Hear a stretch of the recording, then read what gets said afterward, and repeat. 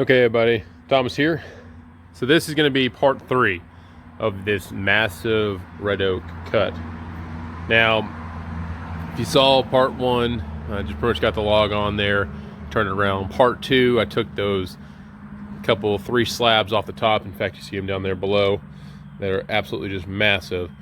This is going to be taking the log off, flipping it over, putting it back on there, and doing essentially the same 3 cuts like what I did down below. Now, the reason I'm not using the log turner is because I'm at the point now where I do not want to touch the surface of the log. So I'm going to use the forks of the tractor to take it off. And if you see the gap that I have underneath there, I use my front and rear toe boards to lift that log up so it's easier for my tractor to get up underneath there and get it turned over. So I'm going to do a little time-lapse video. I think that'd be the best way to show this, and I think I can get both in the frame and everything. I'll do a little time-lapse video that shows removing the log off here, flipping it over, and then getting it back onto there, and then I'll do continued time-lapse of the cutting. Now the blade I have on there, she's still sharp. I think I'll be able to get 2, maybe 3. No, I'll be able to do 2 more cuts, and then I'll take it off again and just touch it up and check the set on it, and then be ready for the center cuts where I'm going to do that book matching. So, yeah, ready for some more wood action. Here we go.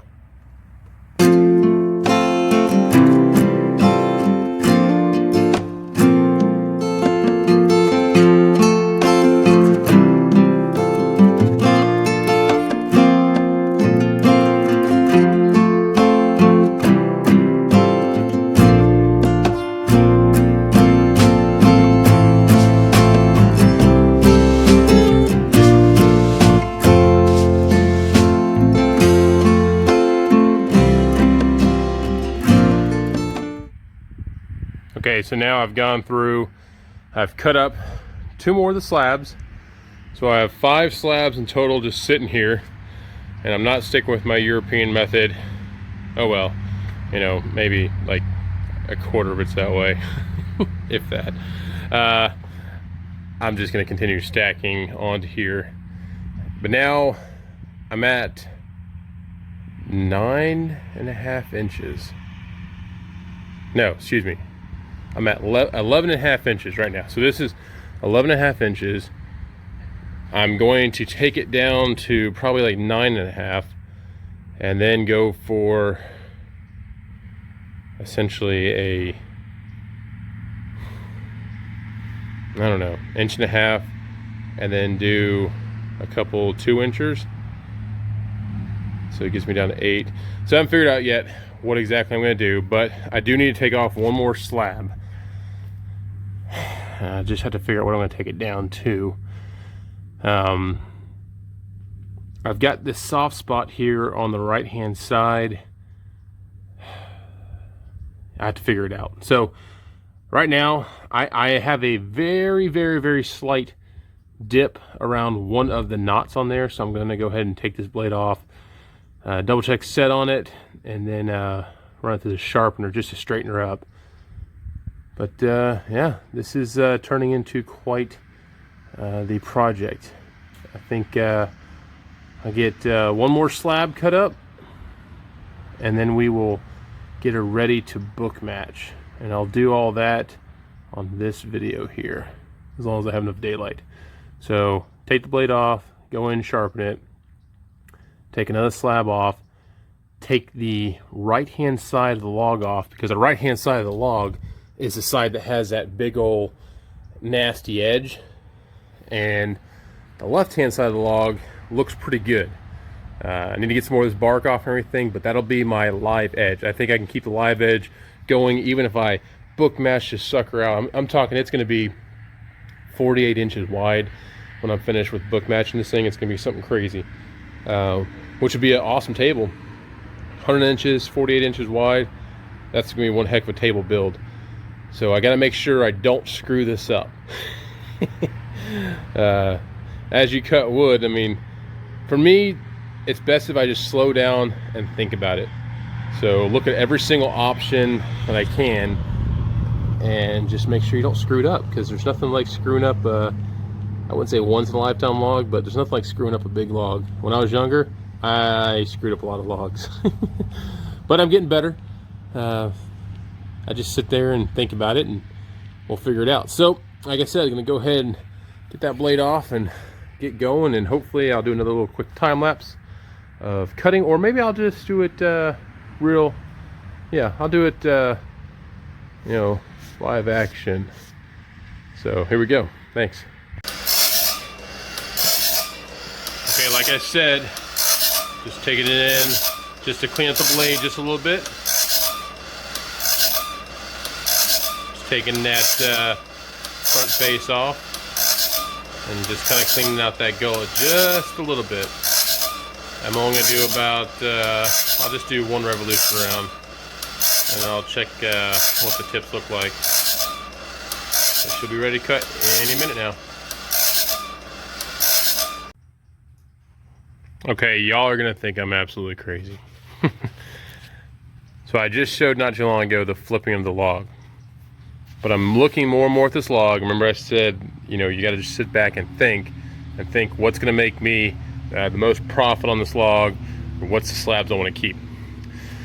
So right here I have some soft spots here, and then this is actually pretty hard wood, but if you go down to the other end, I have some punky stuff right here. So this is kind of soft right in this area right here. I'm not liking that. I'm going to be making this into a book matched piece, and this is the side I'm going to take off. However, I'm not going to get the same wide board like what I did on the other side, that really wide 28-inch wide board. So I still have some room before I'm in the pit. I have on this side about 3 inches on this side. I still have hard wood right here. I really don't get soft until I'm up here. So as crazy as it sounds, I'm going to take this back off of the tractor. I'll lift up the toe boards, take it back off of the tractor, flip it back over, make that slab cut there. Then I'm going to put it on end and cut all this junk off right here. Then I'll have my book match material. But I need to capitalize on that really wide slab. Now I am getting close to the pith, but I won't be on the pith. I need to get rid of that pith. So I'll probably do like a 1-inch cut. Once I get the side off and everything, I'll do that 1-inch cut just to kind of clear it. That's where it's going to check real bad. And if you look on this side here, again, I find my finger. I have good wood down here. It's above that where it starts getting kind of punky. So I need to capitalize on this slab here, and I have a little more room to the pith on this side. So let's get that good slab out down here and not worry about this crap until later. Whew. Oh, and also after sharpening the blade and everything, I did a little bit of maintenance on the mill, the R1 Weekly. All the Navy guys will probably understand what that means. But I went through and blew the sawdust out, blew the sawdust out of the energy chain or energy belt right here. That builds up with sawdust. I went ahead, greased fittings, lubed chain, rails, all that good stuff. So let's go ahead and get this thing back off. I'm not going to show the video of that. I'll just show cutting that slab once it's back over, because you already saw me move this around. So here we go. All right, so I've got her flipped back over now, and as you can see, well, you really can't tell, the log is actually more towards the camera. Like I actually have to get this end of the log up against the dogs. I'm going to show you how to do that. In the time-lapse video I did it, but I don't know if you can really see it. So if the head towards the sawmill, or the log, if it was closer to the sawmill that needed to be moved over, you can use your log dog to slightly lift up and then push it over. Well, since I need to move this side and not the other side, I'm going to use my log turner. I'm going to slightly lift up and then roll the chain so that the log will butt up against the log dogs on the opposite side. We'll see how that goes. And I've got the blade set where she's gonna be cutting a 2 1/4 or 2 1/2 inch slab. So this is gonna be a hefty slab, but like I said, my moneymaker slab. This is gonna be probably the widest slab that I get out of this entire log. I need to make it count, and I'm above the pit, so I should be good. Hope you enjoy. Here we go.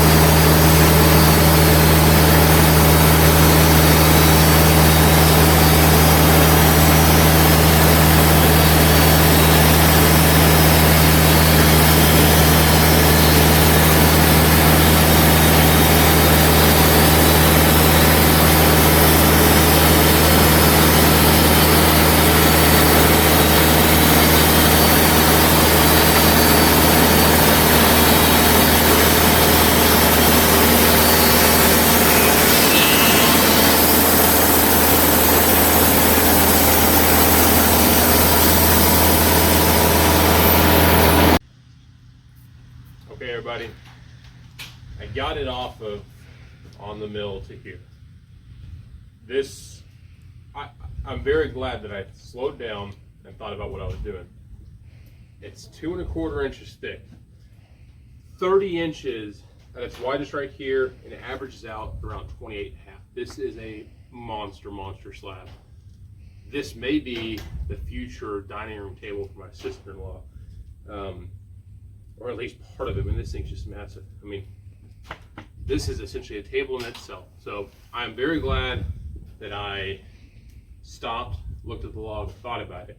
But if you can, so my lovely wife is actually operating the camera right now, but if you can come in here and look at this, the medullary raise, the flecking that is going on in here is just, I mean, it's awesome. This, again, as this dries, it will kind of lighten up in color, but you know, I'm so glad that I took the blade off, sharpened it up, checked the set, because I want to make sure this was going to be a perfect cut. This is essentially a perfect cut. There will be very little planing to do. Actually, I can't plane this. This will have to be a big sanding job unless I take it somewhere else. I don't have a planer this big, nor do I have a planer bit set up for router. But long story short, I can probably do most of this with a belt sander once this is dry. This is going to take some time to dry, but man, it's a big one. I was able to get it on here by myself, but this is definitely heavier than the slab that I did earlier. So this concludes part 3 of the video. Part 4 will be the conclusion of the whole entire set. Will be the actual book match cuts that we're going to do on the large log. So those book match cuts, as I've said a number of times, when we're taking off that punky, rotten side and everything, and then we'll be slabbing up in probably 2-inch slabs. But we'll have to see where the pith is, make sure. You know, I don't really care. We might do something crazy with the pith. But anyways, we're looking at about 2-inch slabs, and we'll go from there. So stay tuned. Part 4, maybe in a week, something like that. We'll see, because it takes me some time to edit these, and having a blast doing it, and I cannot wait. After this log's done, I've got to cut a cedar log, make an awesome mantle. I'll probably show some of that. And that big old ash tree's coming up. And there's all sorts of things. We got all sorts of stuff coming up. And also stay tuned. Middle of the week, so today's Sunday, middle of the week though, I'll be producing or sending out a video of Mr. Roberts' inventions that he's built to take the set out of a blade, to clean a blade up before you set and sharpen it. So stay tuned, and we'll see you around. Thanks.